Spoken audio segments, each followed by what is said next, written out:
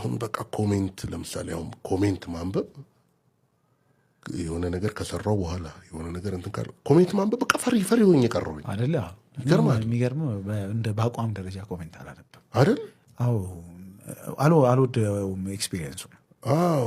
እንትን ይኸውልህ አንድ ቀን አሁን ስለ ፊልም ምናምን ያወራ ነው ሌላ ምንም ወደዚህ ምናምን አላልኩም ምናምን እና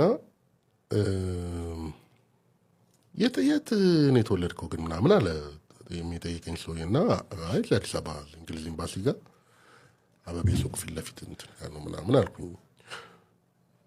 በቃ እቺ ናት እንግዲህ የት እንደተወለድኩኝ አክቹዋሊ ለማንም የሚጠቅመው ነገር የለም።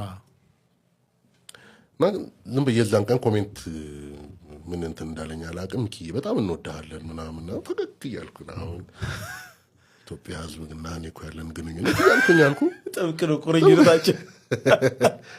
የሆነ ቦታ ላይ ይሄ አላውቀውም እንዴ ጂንካ አይደለ እንዴ ተወለደው በማንነቱ የሚያፍር እውነትን ነው በማንነቱ የተወለደበትን እኔ በጣም ብዙ ሀገር በጣም ብዙ ከተሞችን ዞር ያለው ምናልባት በጣም ከታደልኩባቸው ነገሮች አንዱ ብዙ ሀገር በቃ በየትኛውም አቅጣጫ ኦልሞስት ብዙ ሀገር ሄጃለሁ። ጂንካ ግን ሄጄ አላውቅም። አንፎርቹኔትሊ እውነትን ሄደህም አታውቅም።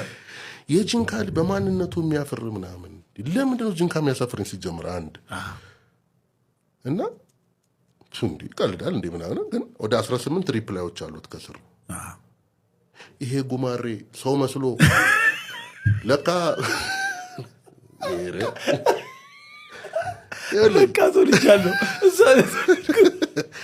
ዘጋሁት እንትን አልኩኝ ሌሎችን አነበብኩኝ ምናምን ቀን ሙሉ እነጫነጫለሁ የሆነ ነገር እንትን ሲል እኮ ተውታ ምን አላሉኝ የሆነ ሰዓት ነው እንዴ ምን ሆኜ ነው በጣም ዛሬ በጣም ትሬስ ባክስ አረጋ አይገርምህም?